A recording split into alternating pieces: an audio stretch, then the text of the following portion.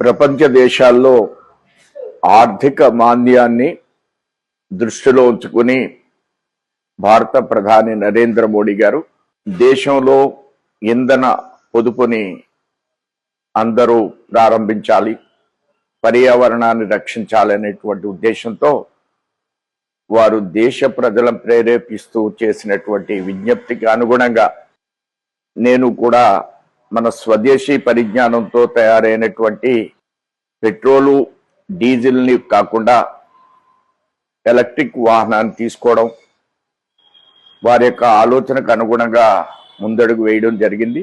వారి ఆలోచనతో ఇప్పటికే నేను 3 చోట్ల సోలార్ ఎనర్జీని కూడా వేయించడం జరిగింది.